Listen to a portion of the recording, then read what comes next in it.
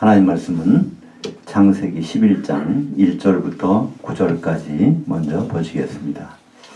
온 땅의 언어가 하나요 말들이 하나였더라.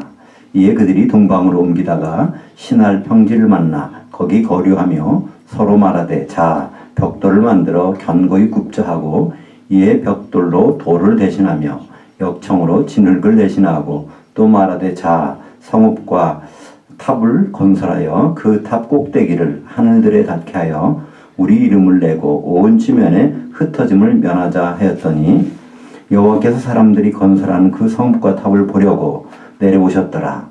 여호와께서 이르시되 그 무리가 한 족속이요 언어도 하나이므로 이같이 시작하였으니 이후로는 그 하고자 하는 일을 막을 수 없으리로다. 자 우리가 내려가서 거기서 그들의 언어를 혼잡하게 하여 그들로 서로 알아듣지 못하게 하자 하시고 여호와께서 거기서 그들을 온 지면에 흩으셨으므로 그들이 그 도시를 건설하기를 그쳤더라. 그러므로 그 이름을 바벨이라 하니 이는 여호와께서 거기서 온 땅의 언어를 혼잡하게 하셨음이니라. 여호와께서 거기서 그들을 온 지면에 흩으셨더라. 온전으로 새로 보는 창세기 18번째 시간, 창세기 11장 말씀을 통해서 하나님의 생각을 우리가 나누겠습니다. 창세기는 1장부터 50장까지 있는데요. 두 부분으로 나누어져 있습니다. 1장부터 11장까지는 하나님의 천지창조와 그 가운데 경륜에 대해서 나와 있고요. 12장부터는 아브라함을 택하셔서 그를 통해서 하시는 일들을 기록을 하고 있습니다. 이제 11장 마지막에 장에 보면 여기 이제 바벨탑 사건이 나오게 됩니다. 오늘 이제 제목을 정하자면 바벨탑 사건과 우상을 떠난 데라 이렇게 제목을 정했습니다. 이 바벨탑 사건은 요한계시록에서 큰 성 바벨론과 연결이 되는 것이죠. 한마디로 이 큰 성 바벨론은 요한계시록 17장과 18장이 나오는데 큰 음녀를 다른 말로 큰 성 바벨론이라고 합니다. 요한계시록에서 여자는 교회를 나타내죠. 타락한 교회를 음녀라고 합니다. 거기에 큰 음녀라고 하면 타락한 교회의 연합체라고 할 수 있죠. 그것을 다른 말로 큰 성 바벨론이라고 하는데 창세기에서 여기에 해당되는 것이 이제 바벨탑을 쌓는 사람들입니다.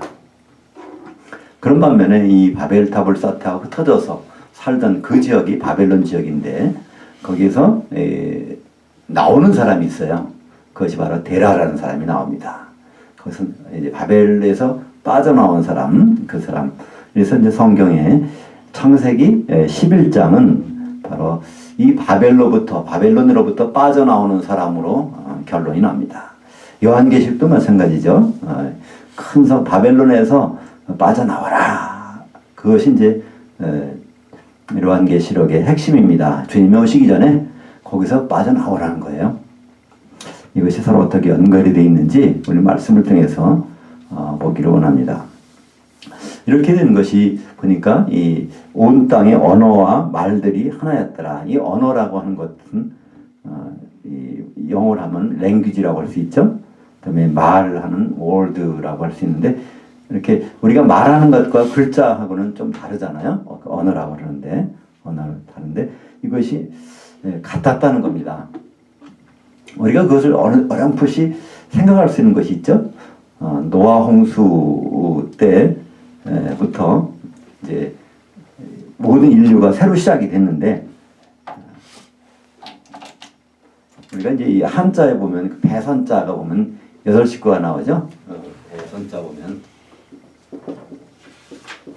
이 배에 8식구가 있는 그러니까 이런 걸 통해서 보면 이게 중국이나 여기나 거기까지 같은 생각으로 왔다는 걸 볼 수 있습니다.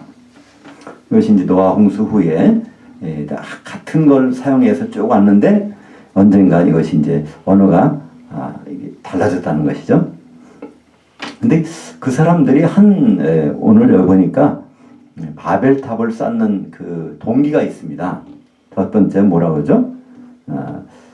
그 탑 꼭대기 하늘들에 닿게 하자는 거예요. 그걸 딱 하늘들에 닿으면 홍수가 나도 전혀 걱정이 없죠. 집을 높은 데 진 사람들은요, 비가 많이 와도요, 걱정 없어요. 그죠? 근데 저희도 이 사당동 이쪽에는요, 비가 많이 와도 비 걱정은 안 합니다. 근데 사당동만 해도 저 전철역 쪽에 가면요, 비가 오면 거기가 좀 물바다가 될 경우가 있죠. 그래서 이 사람들이 홍수를 경험한 사람들이기 때문에, 물론 당사자는 아니지만, 그 후손들이지만, 바로 높이 쌓자는 겁니다. 두 번째는 뭐가 있죠? 지면이 흩어짐을 면하자는 거죠. 그러니까 하나가 되자는 거예요. 지금 어떻게 말하면 지금 WCC에서 하는 운동과 똑같지 않습니까? 우리가 헤어지지 말고 다 하나가 되자 이렇게 하는 운동이 바로 이 바벨탑 사건으로 시작된 것입니다.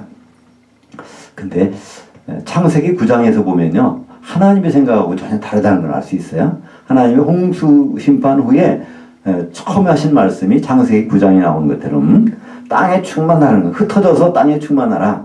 그리고 다시는 홍수로 심판하지 않겠다. 그러니까 홍수 심판 없음.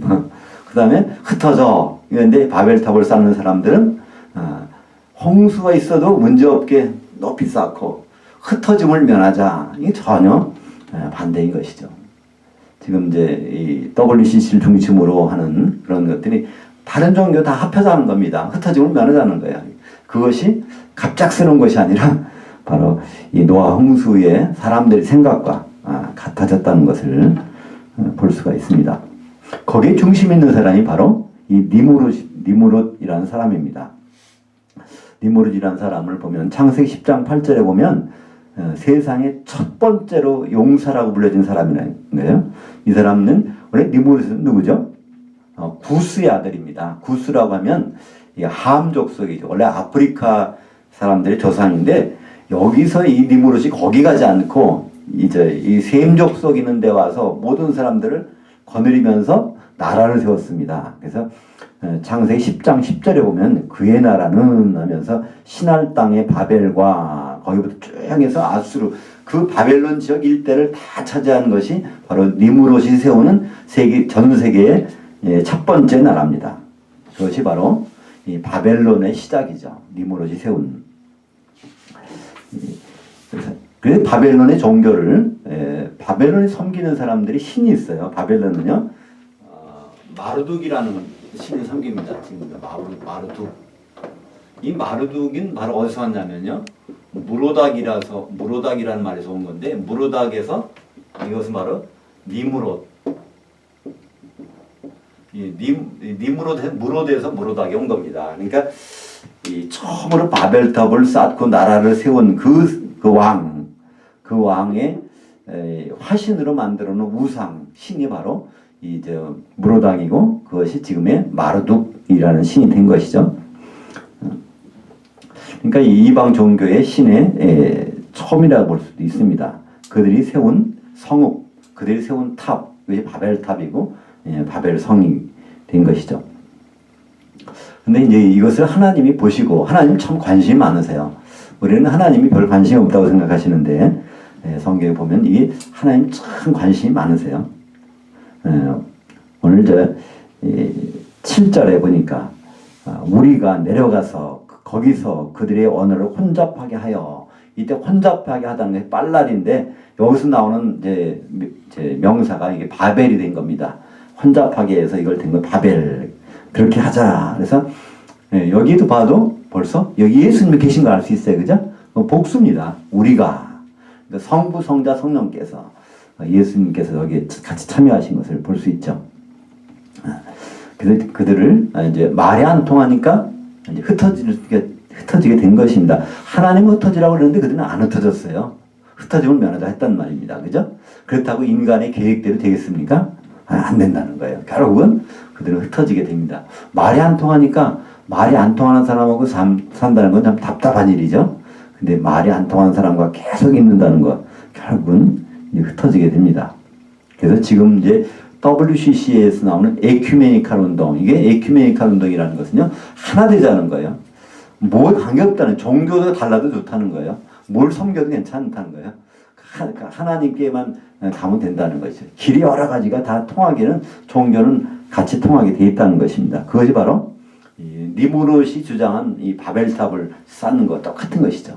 그거를 시작한 사람이 니무롯인데 이제 앞으로 마지막에 요한계시록에 나오는 13장에 나오는 적그리스도가 나오죠. 바다에서 올라오는 짐승, 또 땅에서 올라오는 짐승 둘이 나오는데 바다에서 올라오는 짐승은 바로 세상의 지도자입니다. 땅에서 올라오는 짐승은 바로 교회의 지도자입니다. 이들이 바로 하나 되게 하는 일을 만드는 거예요. 그래서 마지막에 통치자, 최초의 통치자가 니무롯이라고 하면 마지막 통치자, 그는 적그리스도입니다. 그래서 그것이 하나 되는 과정들을 보면요. 나라, 민족과 언어와 문화와 종교, 정치, 경제, 군사 이것이 다 하나를 만들자는 거예요. 그것이 처음에 니무롯 때 있었던 일들이 이제 결국은 마지막 니무롯을 통해서 그 적그리스도를 통해서 이루어지는 것, 그것을 너무나 정정당당하게 이렇게 이루어지는 것이죠. 재작년에 부산에서 바로 WCC 총회가 열렸었는데 너무나 조용하게 지나가서 우리는 내용을 잘 모르잖아요.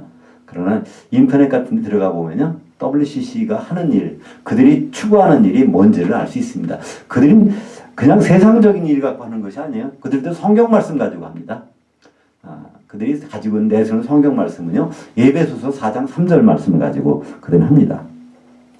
평안에 매는 줄로 성령의 하나 되게 하신 것을 힘써 지키라. 그러니까 하나 돼야 된다는 거예요. 근데 그 전제를 빼먹습니다.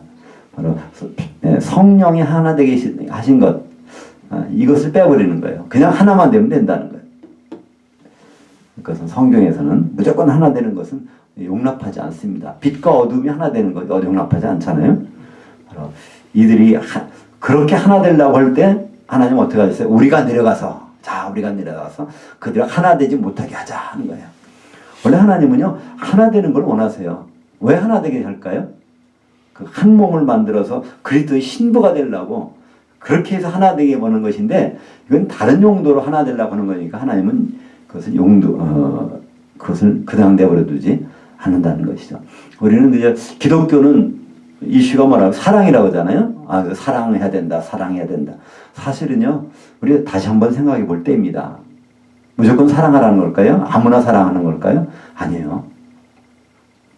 왜 사랑하라고 할까요? 하나 되기 위해서, 한 몸 되기 위해서. 요한복음 13장 34절에 보면 바로 세 계명을 주노니 너희는 서로 사랑하라. 그때 그 사랑하라는 말씀을 받은 사람들이 누굴까요? 바로 11명의 제자예요. 그죠? 그때 이제 가룟 유다는 예수님 팔려고 이제 나갔습니다. 팔아먹으러 나갔고 11명이 있는 데서 하나님이 예수님이 마지막 말씀하신 거예요. 세 계명을 너에게 주노니 새 법을 준다는 거예요. 새 법이 있다면 먼저 법은요. 이거는 후위로 밀립니다. 그 효력이 없어져요. 새 법이 딱 나오면요. 그죠? 그러면 거기 나오는 너희라는 말을 생각을 안 하고 그냥 무조건 사랑하는 것만 한단 말이에요. 너희가 바로 가룟 유다 빼고 너희는 11명을 얘기하는 겁니다. 주님의 제자들끼리 지금으로 말하면 성도들끼리 그렇게 해서 서로 사랑하는 어떻게? 내가 너희를 사랑하는 것처럼. 그러니까 세상 사랑으로 사랑하는 것이 아닙니다. 세상 사랑으로 이해관계 얽혀서 또 혈연관계로 그것 때문에 그것 때문에 사랑하는 것이 아니라 거기서 바로 내가 너희를 사랑한 것처럼 아가파오. 이 아가페의 사랑으로 사랑하는 거예요. 아가페의 사랑은요. 이 세상에 없는 사랑입니다. 그것은 하나님밖에 할 수 없는 사랑이에요. 그럼 우리가 그 아가페의 사랑을 어떻게 할 수 있을까요? 하나님의 사랑을 받아서 비출 수밖에 없어요. 그러니까 우리가 잘 반사경이 돼, 거울이 돼야 되는 거예요. 그래서 그걸 받아서 비춰주고 나는 그 사랑을 받으려면 어떻게 상대방이 있어야 돼요. 그죠? 옆에 성도가 있어야 나는 그 사랑을 받을 수 있단 말이에요. 내가 그걸 만들어내는 것이 아니기 때문에 그렇습니다.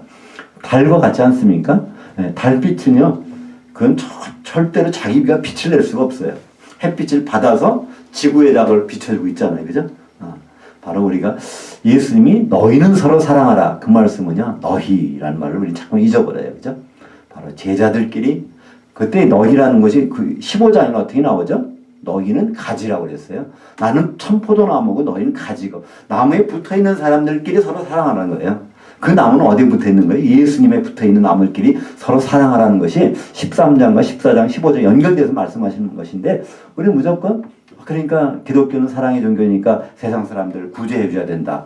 이거는요, 사람이 만들어 놓은 생각이지 성경은 안 그래요. 그 사람들을 사랑할 수 있는 방법은요, 그 사람들을 끌어다가 나무에 접붙여서 영양분을 이렇게 같이 빨아들일 수 있게 해주는 방법이 사랑할 수 있는 방법이지, 다른 방법은 안 된다는 말이죠. 근데 우리는 그냥 무조건 사랑이다, 사랑이다. 하나님 말씀은 이거는 첫째는 하나님 사랑이고 둘째는 이웃 사랑이다 그러는데요. 그건 옛날 법입니다. 십계명이 옛날 법이에요. 예수님이 바로 내가 하나님 이제 십자가를 질 텐데 하나님 사랑하는 거 인간이 못하니까 그분이 하시겠다는 거예요. 그럼 우리는 뭐만 하면 되냐면 바로 주님 안에서 우리가 서로 사랑하는 거예요. 그래서 시험 문제 1번, 2번, 3번, 4번 십계명제 그건 예수님이 완성하셨어요. 마지막으로 6개 문제 그건 우리 보고 하라는 것입니다. 그걸 어디에서? 너희는 서로 사랑하라. 어떻게? 내가 너희를 사랑한 것처럼 아가페의 사랑으로 사랑하는 거예요. 그러니까 세상 사람들은 그 사랑을 할 수가 없습니다. 하나님의 사랑을 받아서 그걸 비춰줘야 되는 건데 하나님 사랑을 안 받는 사람이 어떻게 그 사랑을 할 수 있습니까? 그러니까 그 사랑은 헬레야 세상 사람은 할 수가 없는 사랑입니다. 바로 여기서 사람들이 생각하는 그 하나 되는 것과 하나님 생각하는 하나 되는 건 전혀 생각이 달라요. 하나님이 하나 되려고 하는 것은 서로가 잘 사랑하며 살라는 얘기가 아니라 서로가 사랑하에 연결된다는 거죠. 그죠? 연결되면 그러면 주님의 몸이 이루어질 수 있는 거예요. 그러면 주님의 신부로 완성이 되는 것입니다. 이제 창세기 그 2장에서 아담의 갈빗뼈를 뽑아가지고 그 피하고 그 척추 여러 가지 그런 것들을 그냥 둬버려두면 그게 되겠습니까? 그들이 서로 잘 연결돼가지고 바로 그 아담의 신부가 아내가 돼서 와야 되는 거잖아요. 아내가 돼서 오는 과정이 바로 하나 되는 사랑의 관계로 이루어지는 것이죠. 요한계시록 17장 3절 4절 보면요. 거기에 그 니므롯의 모습들을 볼 수 있어요. 그것이 바벨론의 모습인데 바벨론 모습을 보면 어떨까요? 곧 영으로 나를 데리고 광야로 가니라. 이제 사도 요한이 몸은 지금 밤모섬에 있는데 영으로 지금 광야로 데리고 가요. 이 광야는 교회입니다. 어떤 교회요? 이제 전 3년반과 후 3년반 7년 환란이 벌어지는 상황으로 그 교회를 성경에서 광야라고 그래요. 요한계시록에서 광야로 가니라. 내가 보니 여자가 붉은 빛 짐승을 탔는데 이 여자는 바로 큰 성 바벨론입니다. 붉은 빛 짐승은 적그리스도고요. 그 짐승의 몸에 하나님을 모독하는 이름들이 가득하고 7머리와 10뿔이 있으며 그 여자는 자줏빛과 붉은빛 옷을 입고 금과 보석과 진주로 꾸미고. 그래서 그 7머리라는 것은 7왕조라고 그랬죠. 7왕. 첫 번째는 바벨탑 시작하면 구바벨론으로부터 그다음에 애굽, 그다음에 신바벨론, 그다음에 메데아파사, 헬라, 그다음에 6번째는 뭐가 있지? 로마 제국. 6번째 있는데 7번째는 앞으로 나타난다. 그것이 이제 마지막 적그리스도의 왕국입니다. 그래서 거기에 이 10나라를 통합해서 이제 그 다스리는 적그리스도가 바로 짐승이죠. 근데 그 여자, 적그리스도가 태워주는 여자가 있어요. 적그리스도 태워준 여자가 교회를 태워준다는 거예요. 이 세상의 정치 세력들은 결국 교회를 태워주고 그들 통해서 일을 한다는 거예요. 그들이 사용하는 교회, 그것을 큰 음녀교회, 또 큰 성 바벨론이라고 합니다. 근데 그들의 모습을 보면요, 금과 진주와 보석이 있다는 거예요. 원래 교회의 모습은 그냥 갖추고 있어요. 교회처럼. 새 예루살렘이 바로 진주와 금과 은과 진주잖아요. 그러니까 새 예루살렘 성이나 바벨론 성이나 모습은 거의 비슷하단 말이에요. 금과 진주와 보석으로 되어 있어요. 그러나 한번 보시죠. 다른 점이 뭐가 있는지. 손에 금잔을 가졌는데 손에 금잔을 들고 있어요. 교회는 뭘 들고 있어야 되죠? 에베소서 6장에 보면요. 믿음의 방패를 갖고 있어야 되고요. 성령이 검을 들고 있어야 되는데 믿음의 방패도 내려놓고 성령의 검도 내려놓고 금잔을 들고 있단 말이야. 근데 금잔 속에 뭐가 들어있는지 거기 한번 볼까요? 요한계시록 17장 4절 하반절에 보면 손에 금잔을 가졌는데 가증한 물건과 그녀의 음행에 더러운 것들이 가득하더라. 그러니까 아주 그 음행이 더러운 것을 가득 들고 있는 거예요. 금잔인, 같은 금잔인데. 음행이라는 건 뭘까요? 하나 예수님 보지 않고 세상을 사랑하는 거하고 관계 맺는 모든 것들이 교회에 들어와 있다는 거예요. 세상의 화려한 모습들이 다 교회에서 들어와 있는 그것이 바로 그녀가 들고 있는 금잔 속에 있는 겁니다. 믿음의 방패 손에서 내려놓고 성령의 검 다 내려놓고 이것이 마지막 때 7년 환란 때의 교회의 모습인데 지금도 그런 교회의 모습들을 우리는 볼 수 있지 않겠습니까? 전 세계적으로 보면요. 세상에 화려하고 풍성하고 그런 것들이 얼마나 교회에 들어와 있는지 이제 알 수가 없죠. 그래서 그 큰 성이 바로 땅의 음녀들과 땅의 음녀, 바로 교회들의 가증한 것들이 어미라였더라. 그러니까 에베소서 6장 16절, 17절 볼까? 교회는 뭘 갖고 있어야 될까?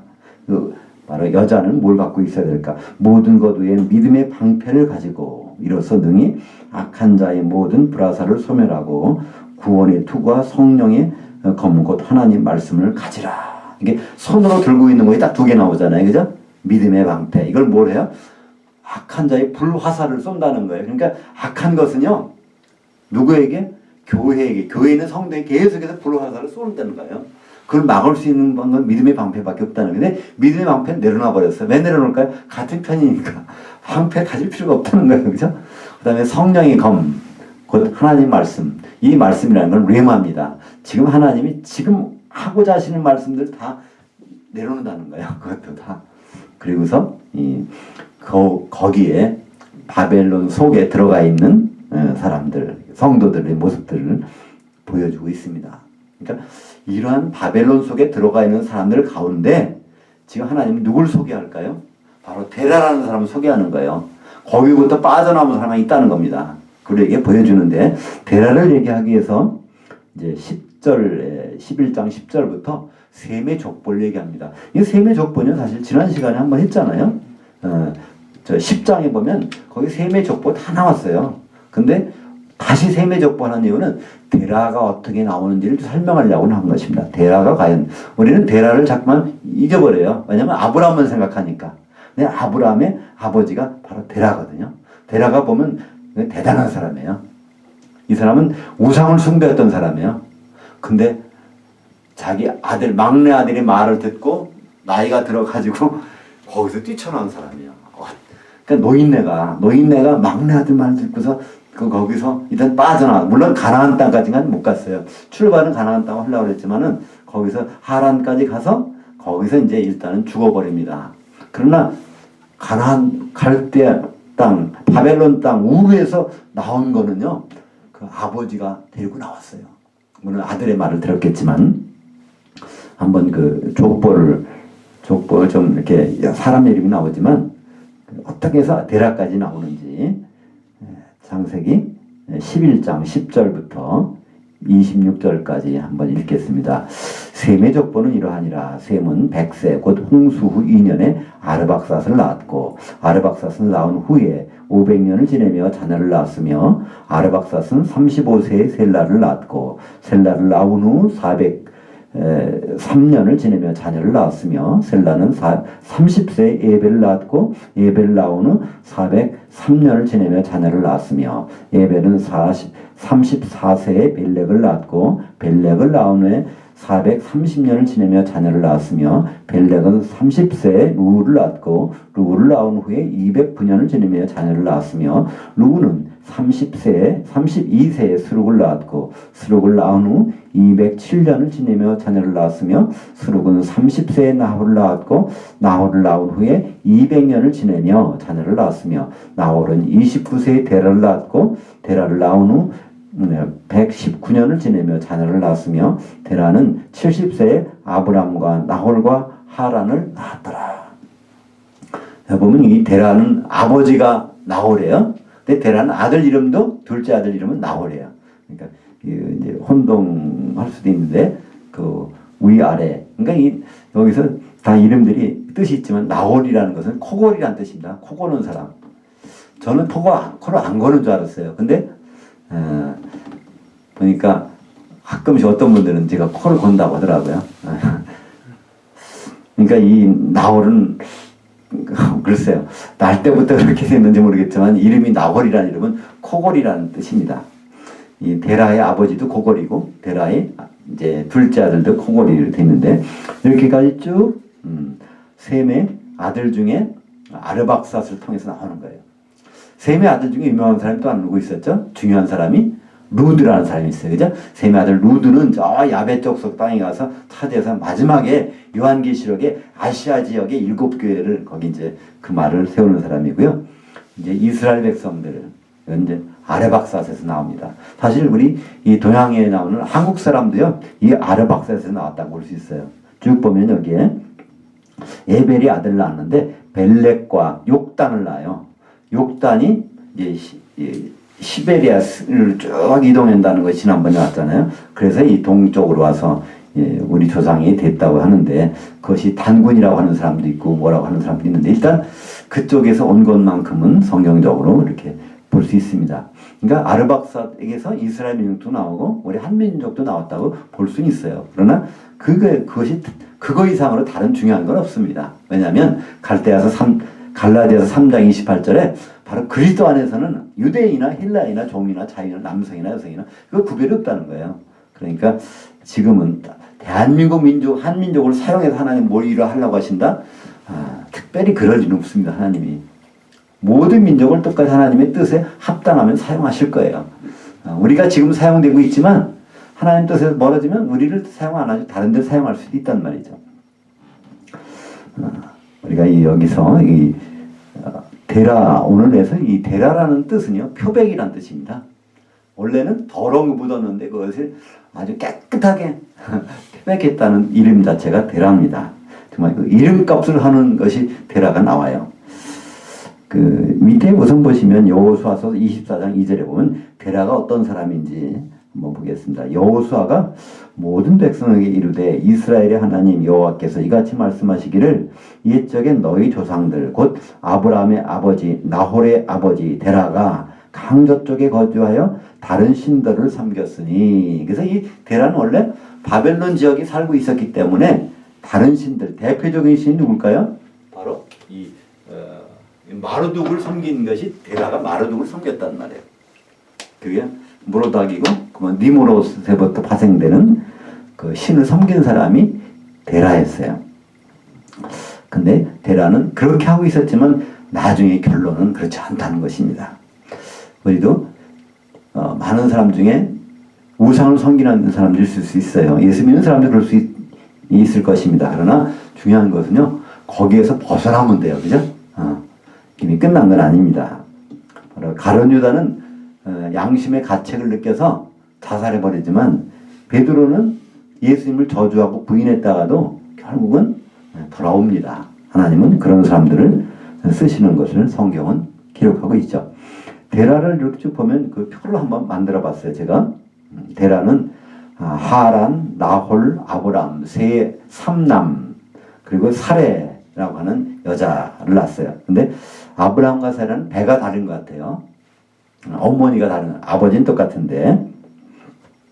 근데 이 하란이라는 사람은 일찍 죽었습니다. 거기에서 갈대아 땅에서 일찍 죽었어요. 근데 하란 중에 하란의 아들이 우리 유명한 사람이죠. 롯이 있습니다. 근데 이 나이를 보면요, 데라가 70세에 아브람과 나홀과 하란을 낳았더라. 근데 그 중에서 큰 아들을 낳았겠죠. 세상동이가 아니니까. 근데 이걸 쭉 비교해 보면요, 데라가 205세 때 205살로 죽었어요. 그때 이제 아브라함이 아버지가 죽자 이 가나안 땅으로 내려옵니다. 그러면 그때 가나안 땅으로 하란에서 가나안 땅 출발할 때가 아브라함이 75세거든요. 그러면 205세 때 아브라함이 75세라면 아버지가 130세 때 그러니까 아브라함을 낳았다고 볼 수 있죠. 그죠? 그러니까 이 데라라는 사람은 70세에 바로 하란을 낳았어요. 그리고 130세에 아브라함을 낳습니다. 아브라함. 중간에 나홀이 있겠죠. 몇 세가 되는지 모르지만 그러면 하란하고 아브라함하고는 몇 살 차이입니까? 60세 차이에요. 환갑만큼. 그러니까 띠동갑인 것 같아, 그죠? 하란하고 띠동갑이 아니라 이건 뭐 띠동갑도 아니라 갑동갑인가? 예. 그러니까 60살 차이가 나는 형이 60살 차이가 난다면 대단한 거 아닙니까? 그렇다면 하란의 큰 아들인 롯이 나이가 몇 살 정도 될까? 아브라함하고 어떤 관계인지 한번 생각해 볼 수 있죠? 롯은 우리가 보면 아브라함이 조카 데리고 다녔다. 아브라함은 그러니까 롯을 참 돌봐주려고 아브라함이 롯 조카 데리고 다녔다 그러는데 사실은 그게 아니라 롯이 아브라함을 보호해주러 다닌 것입니다. 여기 쭉 이렇게 아르박사보다 쭉 보면요. 나이 나는 게 대개 30세, 35세, 30세 다 났다고 되어 있어요. 물론 데라는 70세에 났지만 그 후에 조상들은 전부가 30세에 첫 아들을 낳았어요. 그러면 하란이라는 사람이 30세에 낳았다고 그러면 애를 낳았다고 그러면 그러면 아브라함보다 30세가 많은 거예요. 그죠? 그래도 하란과 아브라함과는 60세 차이니까. 그러니까 우리가 이제 쭉 성경을 보면서 그 생각이 조금 이렇게 시각이 바뀔 수 있는 것 같아요. 그죠? 아브라함이 여러 사람 데리고 다니는데 롯도 혼자 두니까 이 조카 어려서 그냥 내버리고 올 수 없으니까 데리고 나왔다 그러는데 사실은 데리고 나온 것이 아니라 더 나이가 많았다는 걸 알 수 있고요. 아브라함이 75세라면 그때 롯은 몇 세쯤 될까요? 30세 많다고 그러면 100세가 넘은 거예요. 그죠? 그때 같이 이렇게 온 걸 볼 수 있습니다. 그래서 그런 관계를 여기서 볼 수가 있는데, 거기 보면 이제 약간 붉은색 표시한 것이 여자들이에요. 여자들 책 보면 거기에 이제 어떻게 해서 나중에 이삭과 리브가 만나는가. 그러니까 이 리브가는 이삭으로 붙이면 조카뻘 되는 거예요. 그죠? 그리고 또 야곱이 레아와 라헬을 만나는데 어떻게 보면 조카뻘 되는 건데 또 이런 관계가 이렇게 형성이 됩니다. 그 중요한 거는요. 여기서 갈대아 사람들과 결혼 안 했다는 거예요. 바벨론 사람과 결혼을 안 했다는 거예요. 저기서 이 아브라함과 사레 또 이 나홀을 통해서 그러니까 이삭의 부인을 데리러 가는데 어디로 가죠? 저 나홀 이게 하란 땅으로 가잖아요. 하란 땅. 우리가 보면 이 아브라함의 아들이 하란이잖아요. 근데 이 우르라는 곳에서 갈대아 우르에서 하란으로 갔다가 하란에서 가나안으로 내려오죠. 이게 약 800km. 요것도 약 800km, 한 700km 정도 된다고 그러는데요. 상당히 장거리입니다. 여기 하란으로 갔다가 하란에서 가나안으로 내려오는데 이때 우르에서 갈 때는 바로 데라하고 같이 가요. 데라까지. 근데 데라가 여기서 죽고 이제 아브라함이 롯과 같이 내려오는데 요 하란 우리말은 똑같이 났어요. 근데 사실 요거는요 발음하면 카에 가까운 하자입니다. 그 발음이 카란.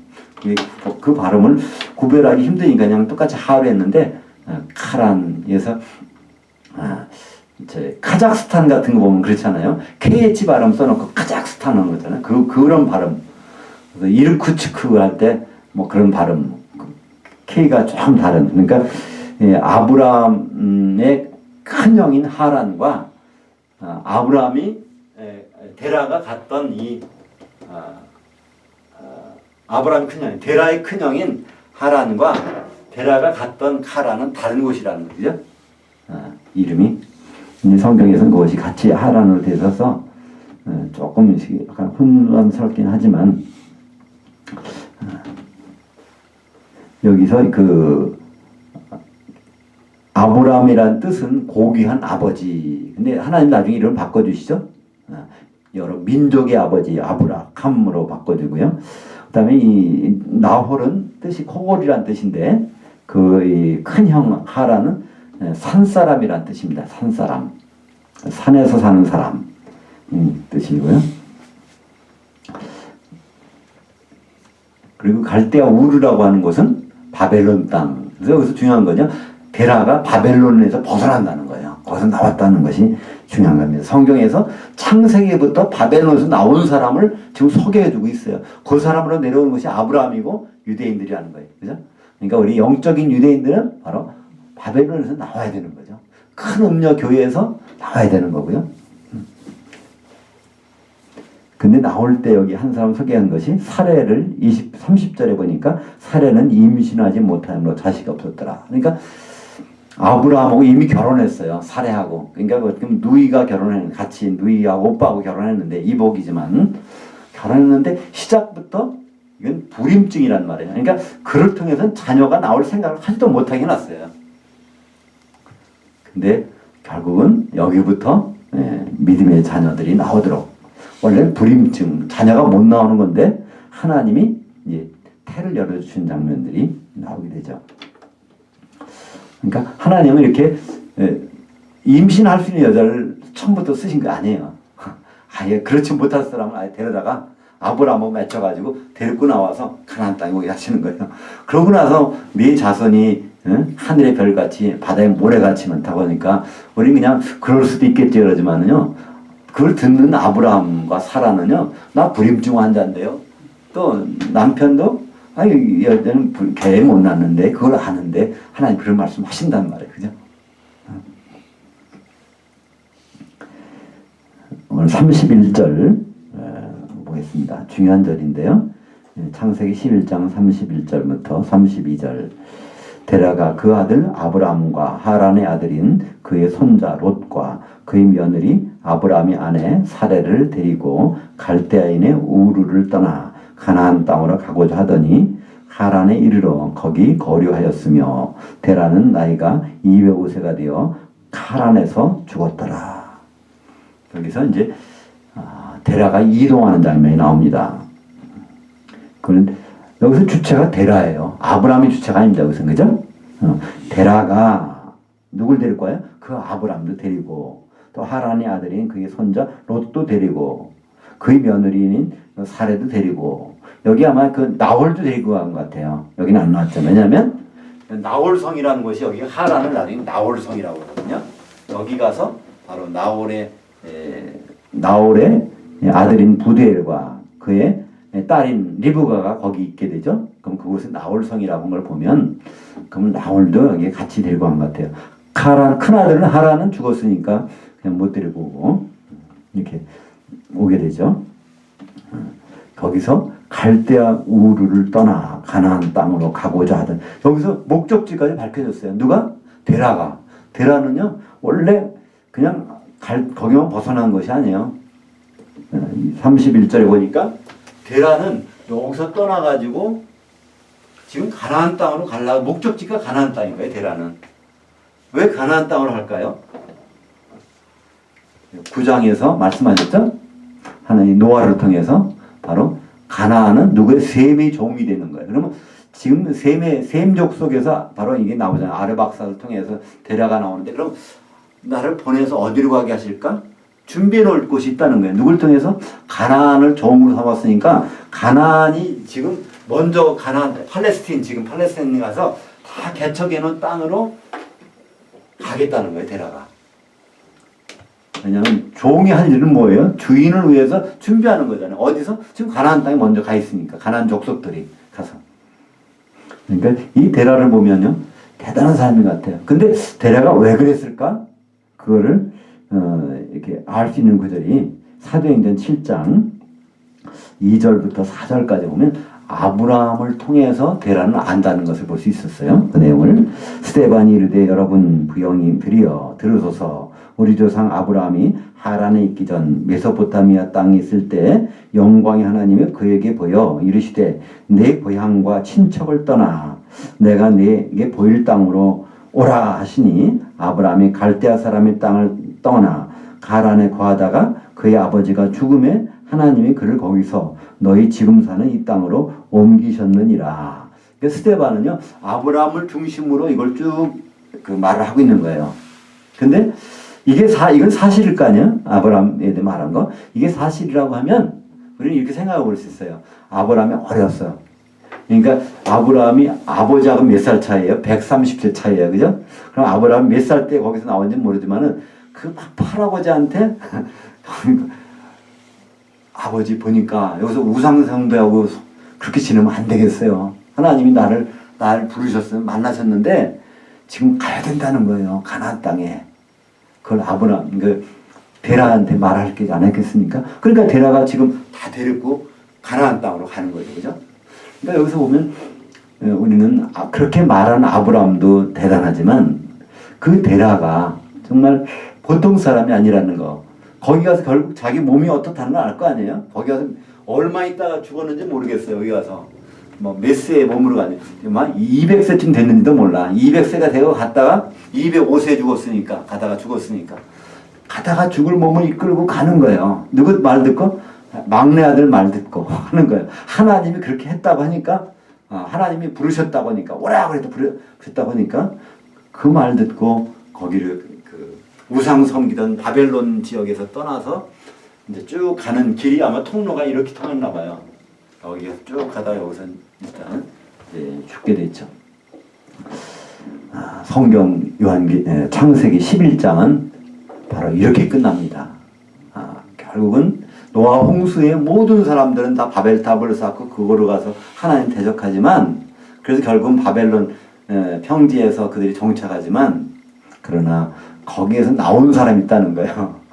그 사람은 직접 말을 못 들었지만 아주 막내 아들 아브라함의 말을 듣고 가나안 땅으로 출발해서 가다가 죽을지언정 가는 사람이 여기 데라로서 우리에게 말씀하고 있는 것입니다. 그 데라라는 아버지를 둔 아브라함, 그 아브라함이 이제 창세기 12장부터는 그 믿음의 행적을 이끌어가는 것으로 우리에게 보여주고 있죠.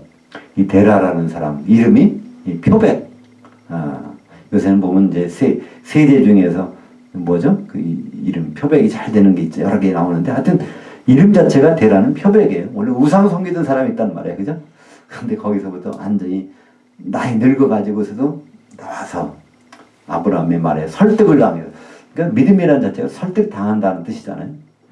설득당해서 거기까지 갔다가 물론 죽었지만 결국은 아브라함을 데리고 나와서 가나안 땅을 가는 그 역할을 한 사람이 바로 데라입니다.